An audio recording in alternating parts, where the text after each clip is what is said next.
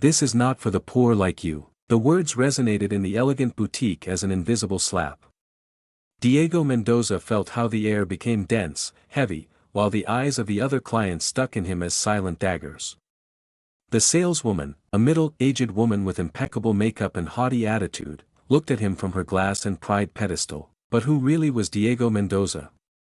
At that time, standing in front of the golden mirrors of the most exclusive Polanco store, it seemed exactly what everyone saw: a 28-year-old with simple clothes, spent tennis and a worn backpack hanging from his shoulder. His vain jeans contrasted brutally with the costumes of thousands of dollars that decorated the showcases. The story had begun just 20 minutes before, when Diego crossed the glass doors of premium elegance. It came direct from the airport, after a 14 hours from Singapore. His eyes reflected tiredness, but also a determination that few could see under their humble appearance. "Good morning," he had greeted with a genuine smile, the one he learned from his grandmother Hope in the dusty streets of Naucalpan. The receptionist barely looked up from her perfectly fixed nails. "How can we help you?" he asked without hiding his annoyance, as if Diego's presence contaminated the scented air of the place. "I look for a suit for a special occasion," Diego replied, his calm but firm voice. In his mind he resonated his grandmother's voice: "Mijo always treats everyone with respect, no matter how they treat you. God is seeing." The saleswoman, whose plaque identified as Mrs. Patricia Villarreal, sales manager, scanned from head to toe as if it were a defective bar code. His expression became indifference to pure contempt. "Lord," he began, dragging the words, "I think he was wrong about the store. Here we handle haute couture pieces. Maybe it suits him more looking in the mall." Diego felt the first puncture in the chest. It wasn't money that hurt, he had more than that woman could imagine in his whole life. It was the trial, the cruel assumption based only on its appearance. It was the same contempt he had seen in the eyes of so many when he was really poor, when he and his grandmother survived selling tamales in the subway. "I understand your concern," Diego replied, keeping his composure, "but I really need to see some costumes. It's for something very important." Patricia released a drowned laugh, turned to her companions and muttered something that made everyone look towards Diego with mocking smiles. The atmosphere became toxic, loaded with an energy that Diego knew very well, the energy of social rejection. "Look, young man," Patricia said, raising enough voice for other customers to listen, "our costumes begin in $15,000. 15,000. Do you understand? This is not a departmental store where you can come to try things that you will not buy." A sepulchral silence seized the place. The other clients, men in brand costumes, women with bags that cost more than a car, stopped to observe the show. Diego felt how heat rose down his neck, but it wasn't shame. It was something deeper, more painful. It was pure injustice. At that time, he closed his eyes for 2 seconds. In his mind the image of the Virgin of Guadalupe appeared that his grandmother had in the kitchen of his humble house. "God," he thought, "give me strength to maintain peace. You know what is in my heart." "This is not for the poor like you," Patricia repeated, now with more force, as if he wanted to record it on fire in Diego's conscience. "Why don't you save the penalty and look for something else, appropriate for your level?" Diego opened his eyes slowly. There was no anger in them, but a deep sadness that played something bigger than himself. It was the sadness of all the humble who have been unjustly judged. It was her grandmother's pain when the rich of the neighborhood treated her as invisible. It was the silent cry of millions of people who fight day by day against social contempt. But Diego Mendoza had a secret. A secret that was about to change not only his life, but the lives of all those present in that luxury boutique. A secret that God had carefully woven through years of work, sacrifice and, above all, humility. He slowly put his hand in his worn backpack, while Patricia watched him with a mixture of triumph and disdain. The other clients murmured among them, some recording discreetly with their phones what seemed to be the public humiliation of a humble young man. But what was about to happen would change everything. Because sometimes, God allows us to humiliate us and then show us His glory in the most unexpected way. 3 years before, Diego Mendoza was exactly what Patricia Villarreal believed he was, a young poor from Naucalpan who fought day by day to survive with his grandmother Esperanza.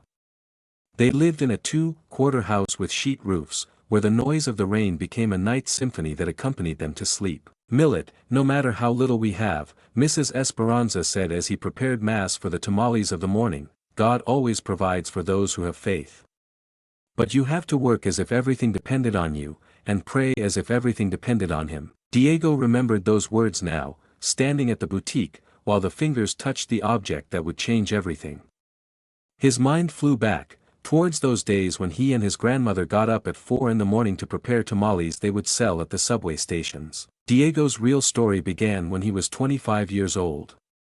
He worked as a junior programmer in a small company, winning hardly enough to keep his grandmother and pay his computer studies in computer science. In the afternoon, he helped Mrs. Esperanza with the tamales. "On weekends, I cleaned offices to get extra money. Grandma, one day we will get out of here," he promised him while counting the coins of the day. "One day you are going to have a beautiful house, with garden for your flowers." "Oh, Millet," she replied, stroking her head as when she was a child, "I don't need a big house. As long as you are a good man, who treat everyone with respect, I am happy. The true wealth is in the soul, not in my pockets." But God had larger plans for Diego. Everything changed one night in December, while Diego worked late on his worn computer, developing mobile applications such as Freelancer to earn extra money. His grandmother slept in the room next door, and he could listen to his night prayers, like every night for 20-5 years. "Virgencita Linda," Mrs. Esperanza whispered, "take care of my grandson. Give strength to move forward. And if it is your will, open roads so that it can help others like us." That night, Diego finished an application that had been developing for months, a mobile payment system specifically designed for street vendors and small merchants in Mexico. The idea was born to see their grandmother and the other subway vendors fighting with the exact change, losing sales because customers did not bring effective. If they could receive payments from the cell phone, Diego thought, they could sell more, have better control of their income. The application was simple but revolutionary for that market. It allowed anyone with a basic phone to receive digital payments, without the need for expensive reading cards or complicated bank accounts.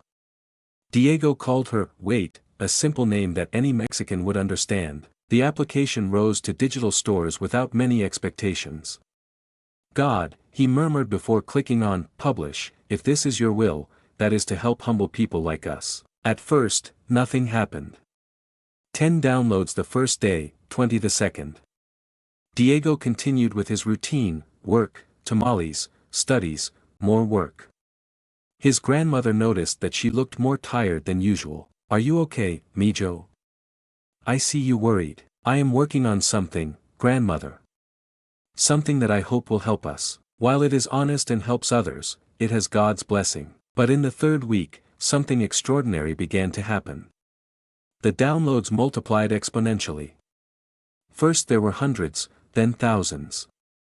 Starving vendors began to recommend the application between them. The little merchants adopted it massively. The technological media began to talk about it. Diego did not completely understand what was happening until he received a call that would change his life forever. "Diego Mendoza?"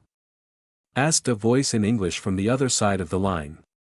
"James Morrison speaks, by Goldman Sachs. We want to talk to you about Wait." The following days were a whirlwind. Silicon Valley investors flew to Mexico. Meetings in elegant offices where Diego arrived with his only good shoes, washed last night by his grandmother.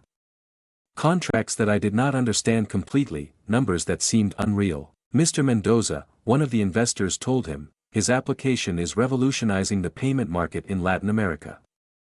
We want to offer $150 million for 60% of his company. Diego almost fainted. $150 million. It was more money than he had dreamed in his entire life.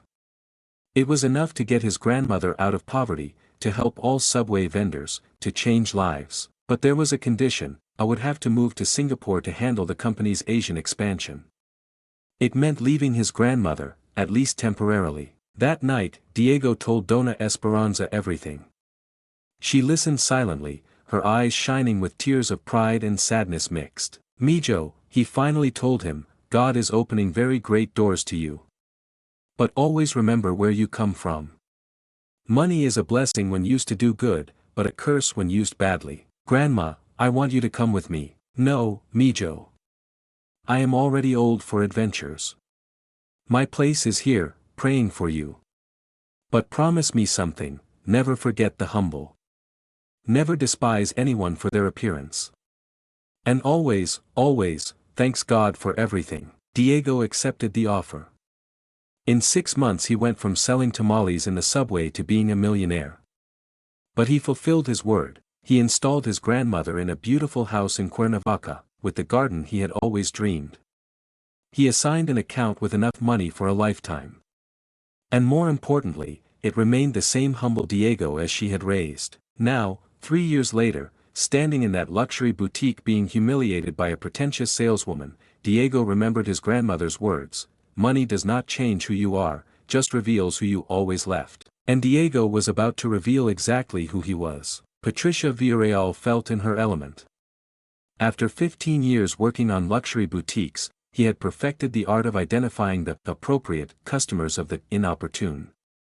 And Diego Mendoza, with his simple clothes and his worn backpack, clearly belonged to the second group. Wasn't he listening to me?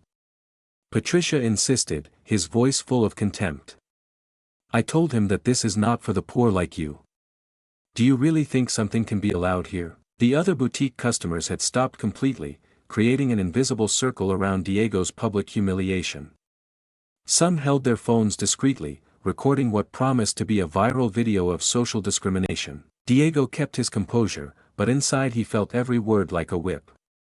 Not for money, I knew that I could buy that whole store without flinching, but for the painful memory of when those words would have been devastatingly true. Madam, Diego replied with a calm that baffled Patricia, I just want to see some costumes. I'm not asking for anything for free. Oh, please. Patricia exclaimed, addressing his companions as if Diego were part of a show. Did they hear that? You want to see some costumes? Our cheapest suit costs more than you earn in 6 months. One of the youngest vendors, named Sophia according to her plaque, approached timidly. Diego noticed something different in his eyes, compassion, perhaps recognition. It seemed to come from a world more similar to yours. Patricia, Sophia murmured, maybe we could show him. Sophia. Patricia cut it with authority. Do not waste your time.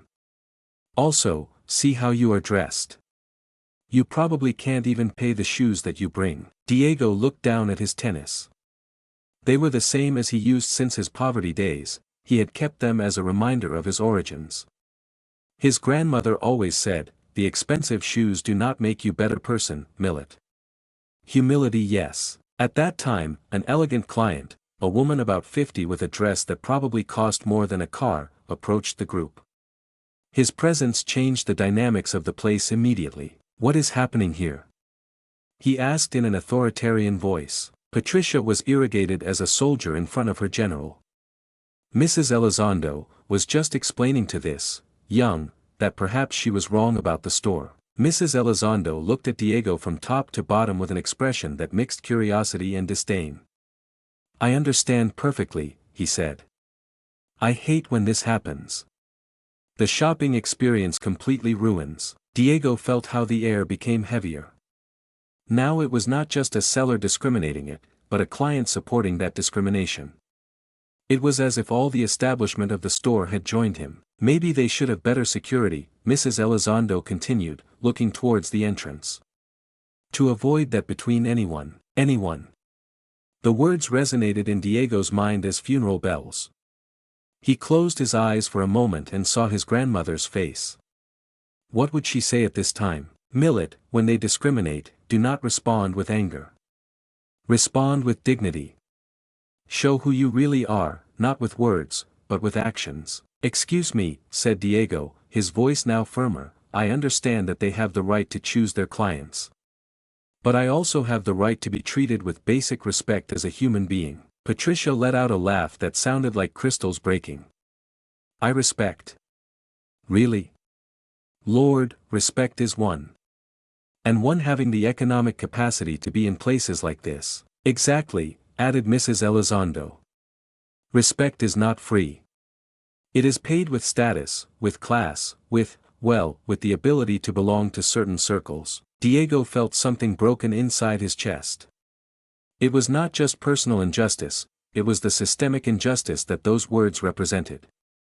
It was the same system that had kept his invisible grandmother for decades, which treated humble workers as if they were less human. But then he remembered something else Mrs. Esperanza had said: God sometimes allows us to humiliate us to prepare something big. When you feel you play background, look up. The light comes from there. At that time, Sophia, the young saleswoman, approached another step. Sorry, he murmured, addressing Patricia, but I think we should at least hear what the Lord needs. Patricia fulminated her with her eyes. Sophia, if you can't distinguish between a real client and this, he said in spending Diego, you might look for work elsewhere. The comment was the drop that spilled the glass. Diego saw in Sophia's eyes the same fear he had seen in his grandmother's eyes when the powerful abused his position.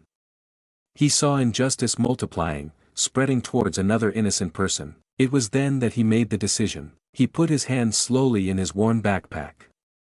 Patricia watched him with a mixture of triumph and disdain, hoping he would take out some wrinkled tickets or a debit card with insufficient funds. But what Diego was about to reveal would change not only the atmosphere of that boutique, but the perspective of all those present about the true meaning of wealth, humility, and divine justice. His fingers touched the object that had kept hidden, a card that represented not only his financial success, but the blessing that God had put on his honest work life and humble heart. The moment of revelation had arrived. The black card emerged from the worn backpack as an obsidian snake. American Express Centurion. Only 50,000 people worldwide possessed it. The minimum requirement to obtain it: spend more than $500,000 annually. Patricia Villarreal felt how her world staggered. His eyes, accustomed to identifying status symbols, immediately recognized what he had in front of her. The most exclusive card on the planet, in the hands of the young man whom he had just humbled publicly. This cannot be real, he murmured, his voice losing all the previous arrogance. Diego sustained the card calmly, without ostentation, like who holds something valuable but not defining his identity. I would like to see their most exclusive costumes, he said simply. It's for a very special occasion. The silence in the boutique was so dense that it could be cut with a knife. The other clients, who moments before had witnessed Diego's humiliation, now looked at him with a mixture of shock, curiosity, and sudden respect. Mrs. Elizondo, who had supported Patricia's discrimination, visibly paled. His brain quickly calculated the social and economic implications of what he had just witnessed. Patricia began stuttering. I did not know.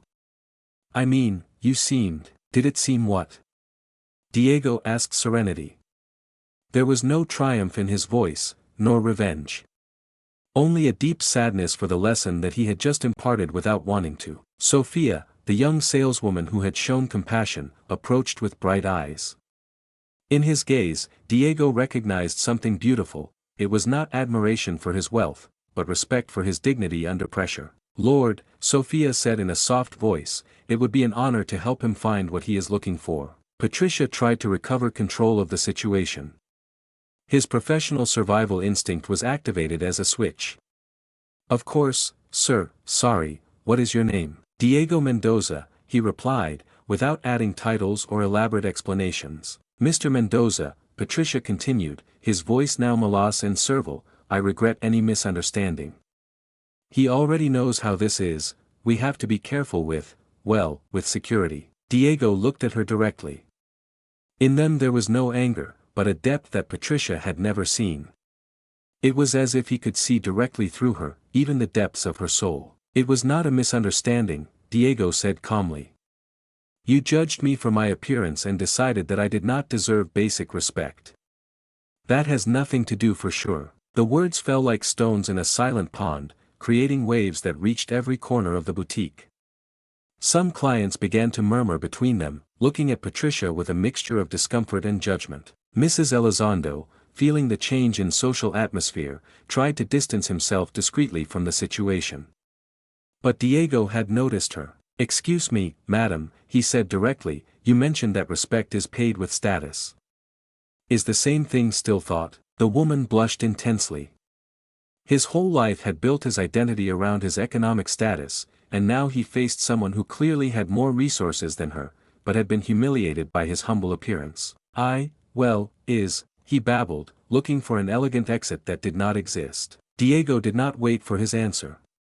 He went to the whole boutique, his clear but not aggressive voice. My grandmother taught me that true wealth is how you treat people, especially those who cannot do anything for you. Money is just a tool. Humanity is a gift. Patricia, desperate to remedy the situation, began to show costumes with artificial enthusiasm. We have this exclusive Armani line, only 3 pieces throughout Mexico. And here is our Tom Ford collection, newcomer from Milan. But Diego was not paying attention to the costumes. His mind was elsewhere, remembering a conversation with his grandmother a few weeks before. Mijo, Mrs. Esperanza had told him during one of his weekly calls, the money God has given you is not only for you. It is for you to be his hands on earth, to help those who suffer what we suffer. What do you mean, grandmother? I mean that when you see injustice, you have the power to do something about it. When you see someone being humiliated as we were humiliated, you can intervene. That is the true blessing of prosperity. Now, standing in that boutique, Diego perfectly understood what his grandmother had meant. This moment was not about him buying expensive costumes. It was about something much bigger. It was about using his position to teach a lesson on human dignity. He looked at Sophia, who had been the only one to show compassion from the beginning. How long has you been working here? He asked. 3 months, sir, Sophia replied, surprised by the question. Do you like your job? Sophia nervously looked at Patricia before responding. It's a learning opportunity. Diego smiled for the first time since he had entered the store. It was a smile that Sophia immediately recognized, the smile of someone who had grown up in humility and understood the daily struggle of workers. Sophia, said Diego, would you like to help me choose some costumes? The proposal resonated in the boutique as a silent thunder. Diego had just chosen the most junior employee on the manager, based solely in his character demonstrated under pressure. Patricia felt how the ground moved under her feet. Not only had he lost the greatest sale of his career, but had been publicly rejected by a billionaire customer who preferred to work with his subordinated. But the real revelation was just beginning. Because Diego had plans that went far beyond buying costumes.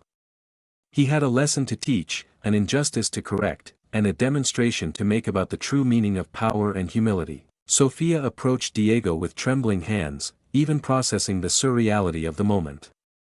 An hour before was the least important employee of the boutique, now he had a client who carried the world's most exclusive card and who had chosen to work specifically with her. Mr. Mendoza, he said in a soft voice, what kind of occasion is the one in mind? Diego smiled, and for the first time since he had entered the store, his expression relaxed genuinely.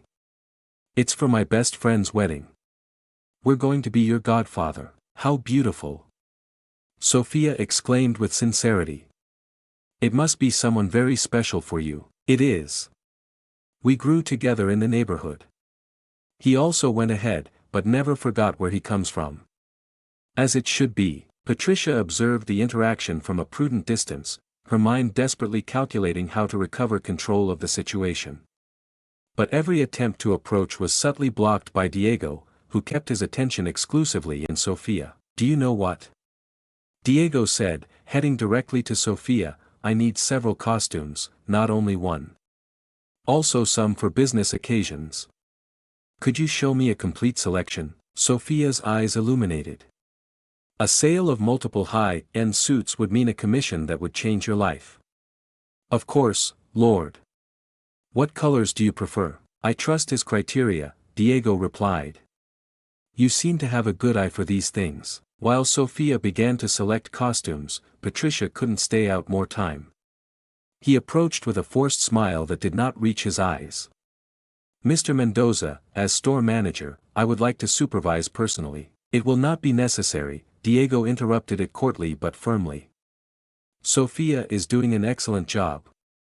I prefer to work with people who treat everyone with respect, regardless of how they look. The phrase fell like a silent slap. Patricia felt how her authority crumbled in front of the other employees and clients. Some of those present began to take their phones openly, recording what had clearly become a viral moment. Mrs. Elizondo, who had remained in an awkward silence, tried a different approach.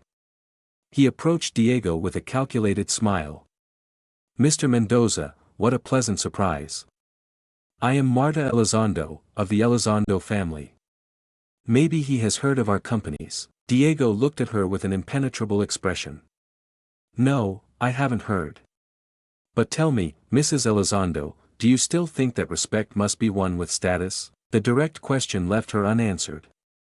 His brain, accustomed to navigating social circles where money was the only currency that mattered, had no protocol for this situation. Meanwhile, Sophia had selected 5 spectacular costumes.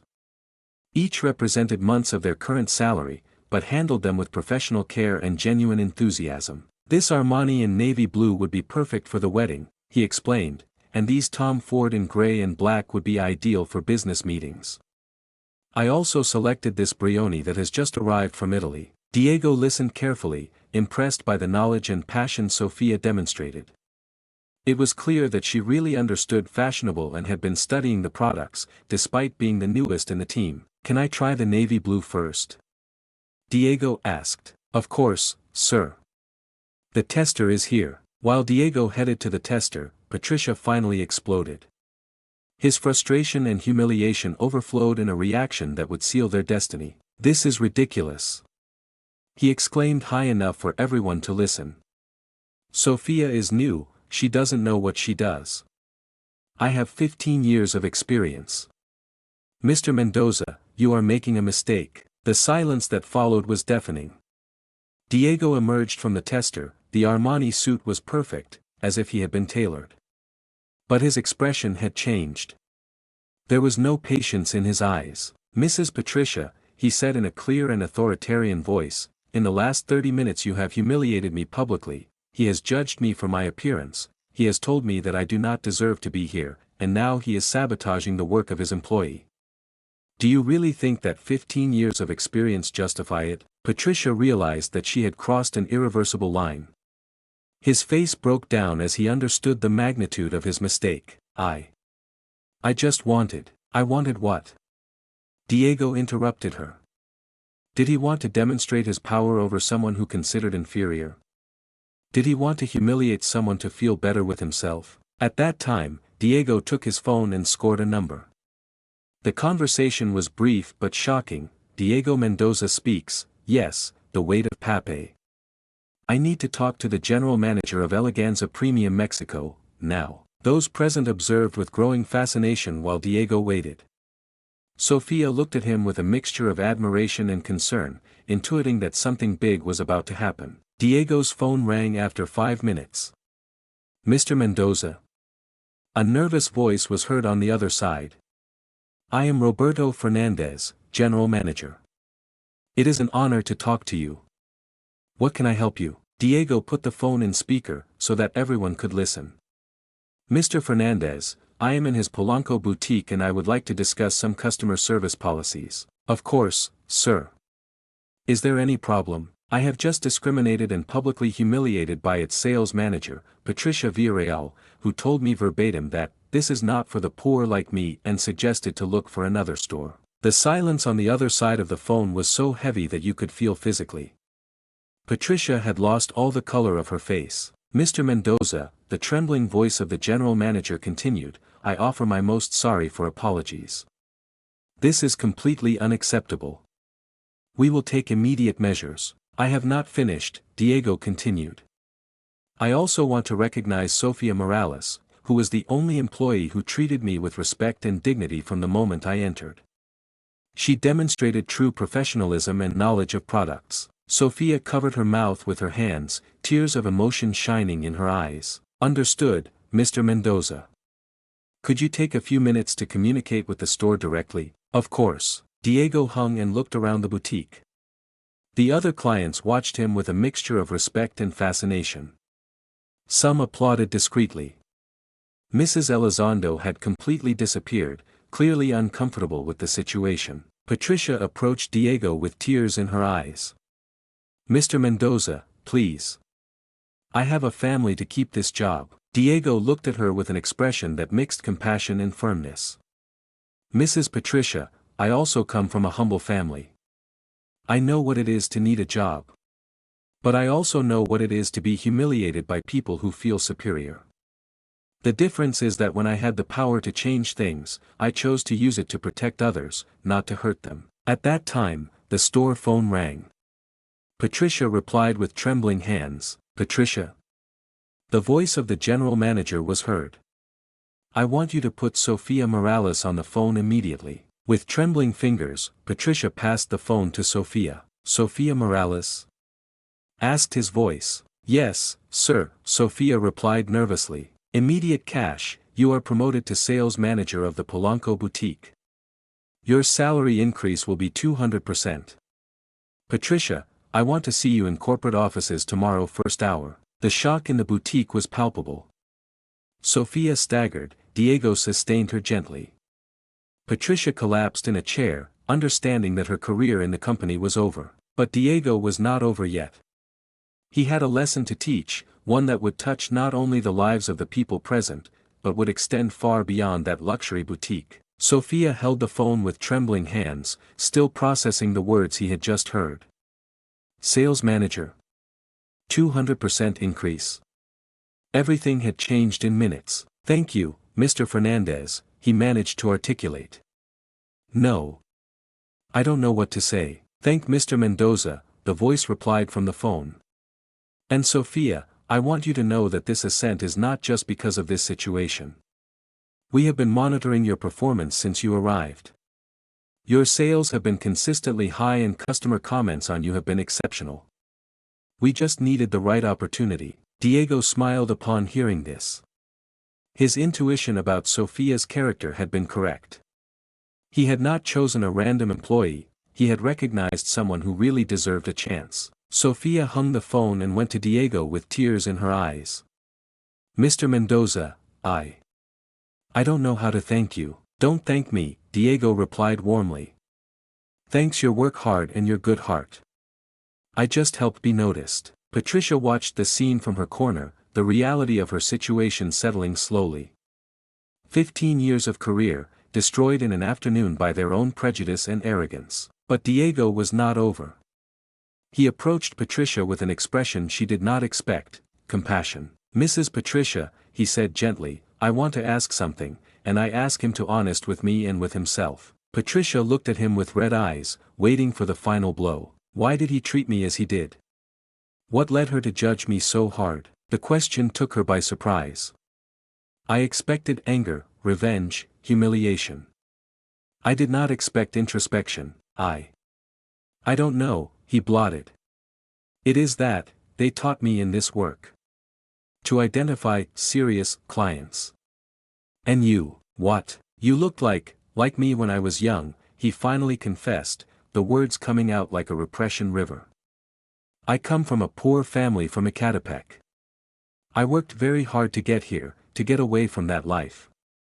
And when I see someone who reminds me of where I come, it is afraid of. I'm afraid to return there. The silence that followed was different from the previous ones.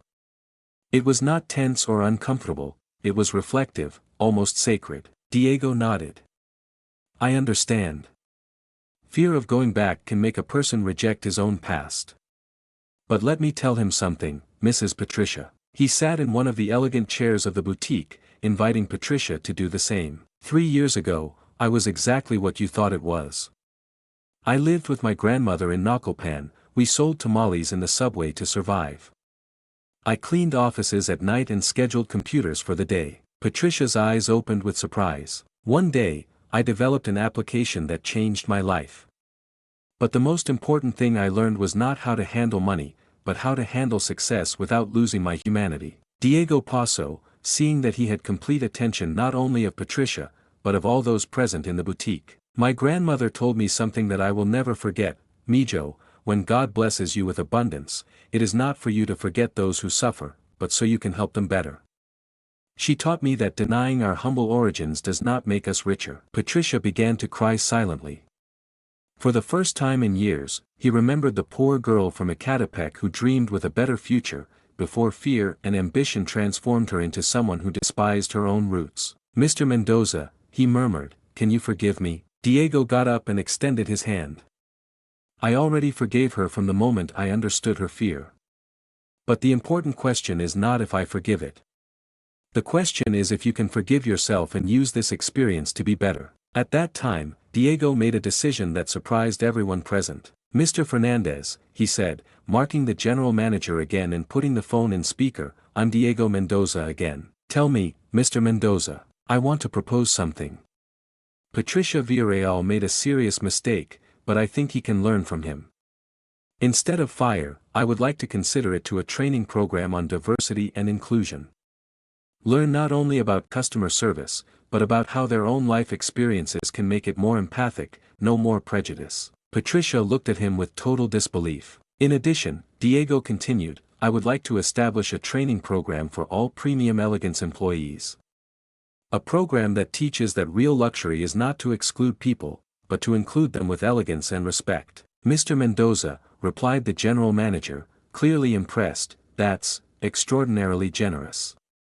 But why would you do something like that? Diego looked around the boutique, his eyes stopping in each person present, Sophia with his deserved assent, Patricia with his second chance, the other clients who had witnessed a lesson on humanity and justice. Because my grandmother taught me that true power is not used to destroy others, but to build a better world.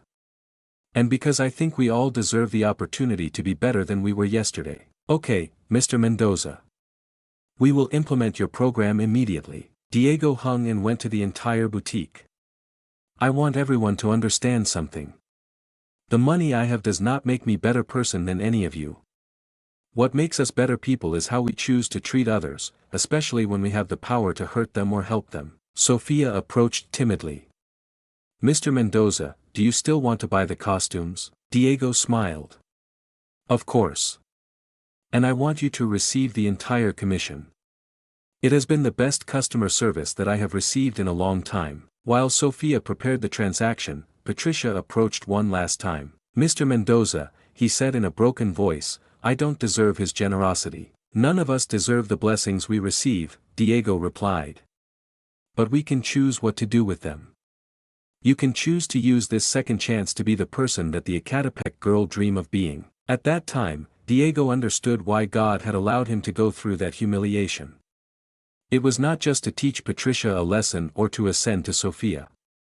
It was to demonstrate that real success is measured not by what we accumulate, but by what we give, not for how they treat us, but by how we treat others. The transaction was completed, 5 luxury costumes, but more importantly, 5 lives touched by a lesson about the true meaning of wealth and humility. The days following the confrontation in Eleganza Premium were a whirlwind for all involved. The videos recorded by the customers present became viral in a matter of hours, reaching millions of visualizations on all social platforms. Hashtag Justicia Divina, hashtag No Juzguesto La Prisha, hashtag Humilde Direquiza became a global tendency.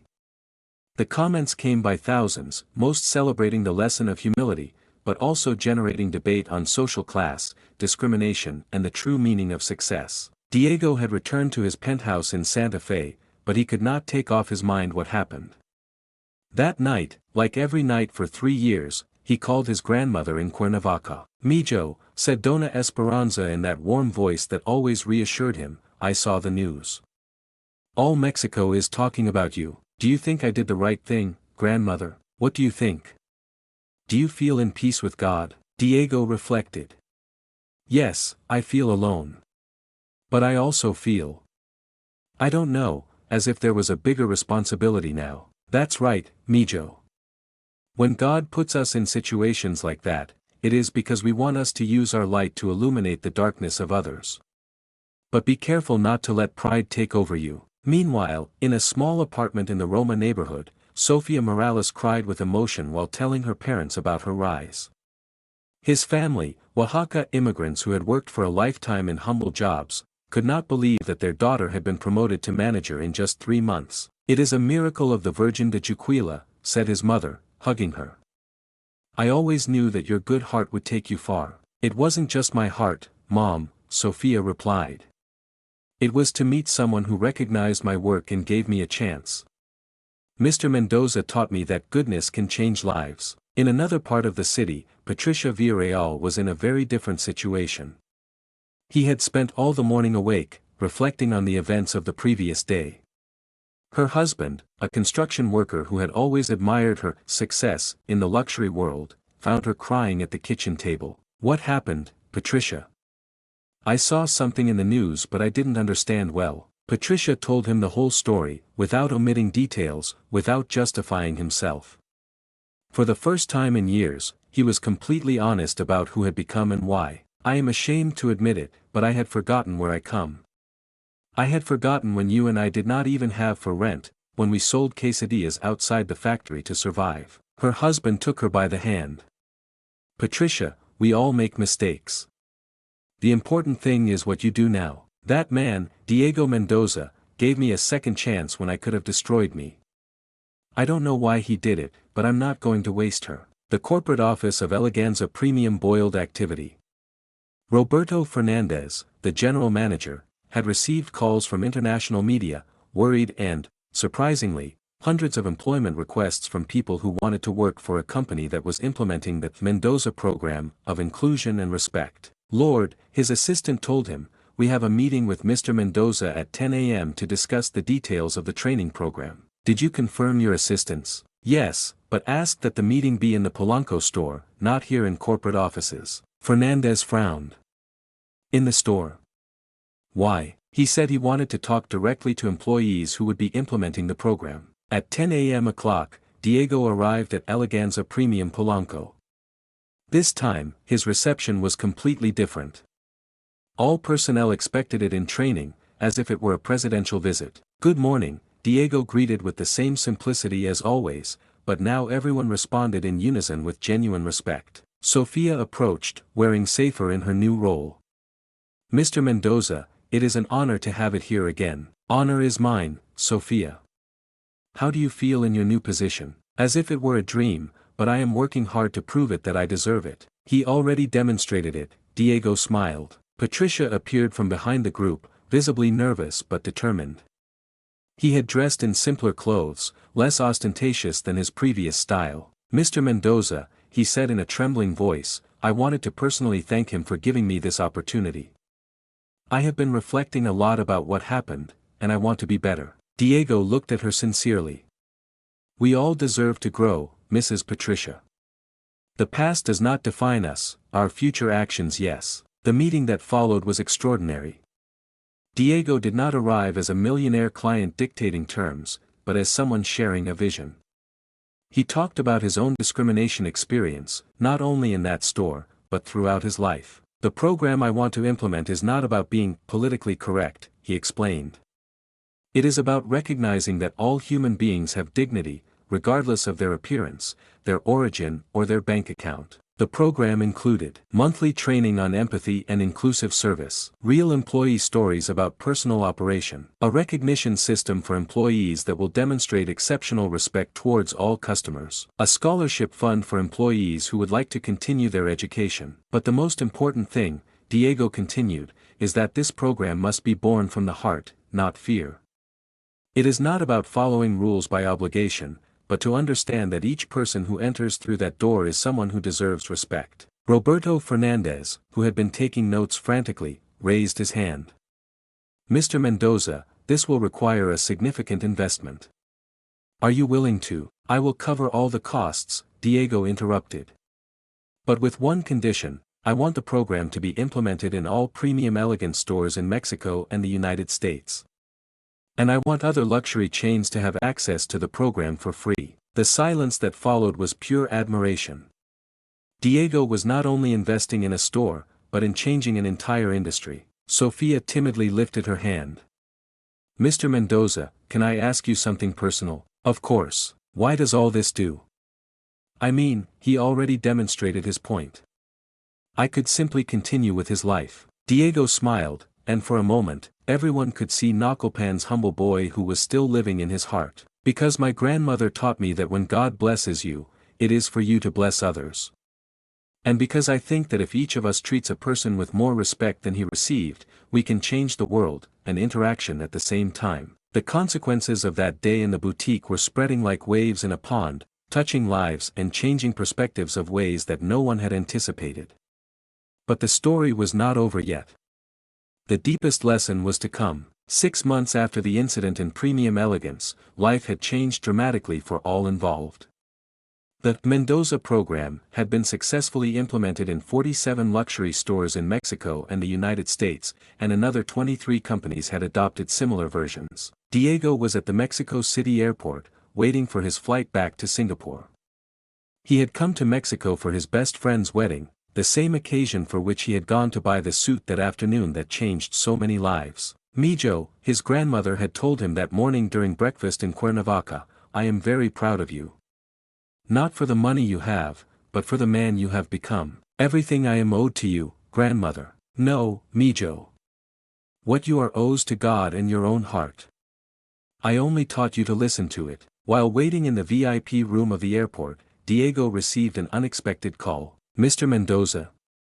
Sofia Morales speaks." "Sofia. How is it? How is everything going in the store?" "Incredible, Lord. Sales have increased 40% since we implemented the program. But I don't call it for that. I wanted to tell you something special." "Tell me, do you remember Patricia?" Diego smiled. "Of course. How is it?" "Something beautiful happened yesterday. A young man arrived at the store, dressed very humbly, looking for a suit for his university graduation. He was the first of his family to go to college." Diego listened carefully, intuiting where the story was heading. "Patricia saw him enter and, well, for a moment I saw that old look in his eyes. But then he stopped, breathed deep, and approached the young man with the most genuine smile I have seen." "What happened?" "He asked about his studies, his family, his dreams. When he told him that his budget was very limited, Patricia did not despise him. He showed him options within his range, he explained about our flexible payment program, and even called our tailor to make free adjustments." Diego felt a warmth in the chest that he recognized immediately. It was the same feeling he had when he saw his grandmother help the neighbors in need. "But that's not all," Sofia continued. "When the young man left, Patricia approached me with tears in my eyes and said, 'Sofia, for the first time in years I feel like the person I wanted to be when I was young. Thank you for giving me the opportunity to redeem me.'" Diego had to pause to control his emotion. "Do you know what, Sofia? I think that is the best news I've received in a long time. There is more, Lord. The young man graduated yesterday with honors in engineering. He came to the store with his family to thank us. His mother cried with emotion because they had never been treated with so much respect in an elegant store. And Patricia hugged them as if they were their own family. I think that at that time he completely understood what you taught him, that we all deserve dignity and respect." After hanging, Diego reflected on the power of redemption. His mind flew towards a conversation he had with a journalist the previous week. "Mr. Mendoza," the reporter had asked, "many criticize his decision not to completely destroy Patricia Villarreal's career. They say it was too soft, that she deserved more severe consequences." Diego had responded with words that now charged more meaning. "True justice does not seek to destroy people, but transform them. If I had ruined Patricia's life for revenge, he would have perpetuated the same cycle of cruelty that she showed with me. Instead, I chose to give her the opportunity to be better. And look at the result." His flight was called to board. While walking towards the door, Diego received a text message that made him stop dry. He was from Patricia. "Mr. Mendoza, I know he is traveling, but I wanted to tell him something. Today I helped a young man as I was 20 years ago. For the first time since I worked in retail, I felt truly useful. Thank you for teaching me that the real luxury is not excluding, but including. God bless you." Diego kept his phone and continued walking, but with a smile that illuminated his face. In his mind they resonated his grandmother's words, "When plant seeds plants, God is responsible for harvest." During the 14 hours of Singapore, Diego had time to reflect on everything that happened. What had begun as a simple purchase of costumes had become a lesson on humanity, dignity, and the transformative power of forgiveness. He thought of Sofia, now a successful manager who led with compassion and professionalism. He thought of Patricia, who had found redemption in serving others with humility. He thought of the hundreds of employees who now receive training on respect and inclusion. He thought of the thousands of customers who would receive better treatment thanks to these changes. But more than anything, he thought of his grandmother Esperanza, who since his humble house in Cuernavaca had planted seeds of wisdom that now flourished in forms that she would never have imagined.